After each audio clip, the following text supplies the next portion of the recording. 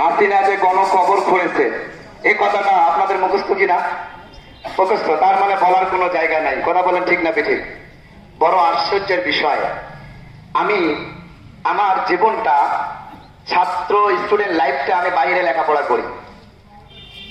2017 সালে গ্রামে, অবহেলিত গ্রাম মরিচবাড়ির মধ্যে ছোট্ট একটা প্রতিষ্ঠান দেই, মাদ্রাসা। কখনো কল্পনা করি নাই রাজনীতি জগতে আমি আসবো, চিন্তাও ছিল না। চিন্তা ছিল মাদ্রাসা পড়াবো, পড়বো, শেষ। কিন্তু দেখি না গেলে মনে হয় নয়।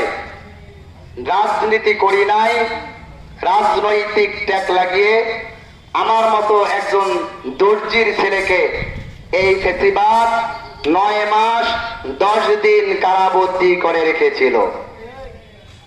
শুধু তাই নয়, আমার সরল মনা বাবাকে তাদের দলীয় কিছু লোক বিভিন্ন সময় বিভিন্ন কৌশলে আমাকে ছাড়াবে বলে টাকা চান্দা দাবি করেছিল। শুধু তাই নয়, আমাকে রিমান্ড ডেকেছিল। সেই রিমান্ডে মোটা অঙ্কের টাকা আমার বাবার কাছে দাবি করেছিল। শুধু তাই নয়, বেলাবাড়ি থেকে যখন আমাকে গ্রেফতার করে আদিতমারিতে নিয়ে যাওয়া হয়, আওয়ামী লীগের বড় বড় নেতাদেরকে ফোন দেওয়া হলো, যোগাযোগ করা হলো, আমাদের ছেলেটা কোথায়? তারা বলল কোথায় আছে এই মুহূর্তে আমরা বলতে পারবো না। কেউ যদি থানায় ফোন দেয়, থানা থেকে বলে উপরের নির্দেশ। কিসের নির্দেশ? উপরের নির্দেশ।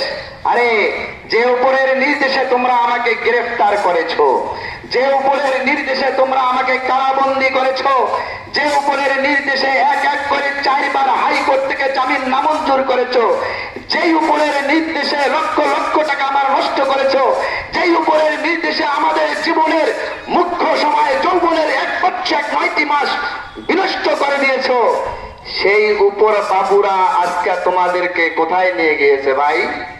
আজকে তো তুমি আমাকে দেখলে মাথাটা নিচু করো, লাভ নাই। আমার সামনে মাথা নিচু করার দরকার নাই।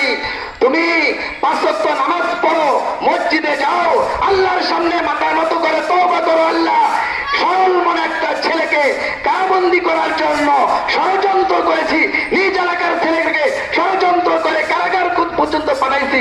মাফ চাও, হয়তো বা আল্লাহ তোমাদেরকে মাফ করে দেবেন। মহতারাম দোস্ত বুজুর্গ, শুধু তাই নয়, আমি বেলাবাড়িতে যখন 17 সালে বেলাবাড়ি ইউনিয়নে কাজ করব বলে পা রেখেছি, বিভিন্ন মসজিদ মাদ্রাসায় বিভিন্ন শিক্ষা প্রতিষ্ঠানে যখন সেবামূলক কাজ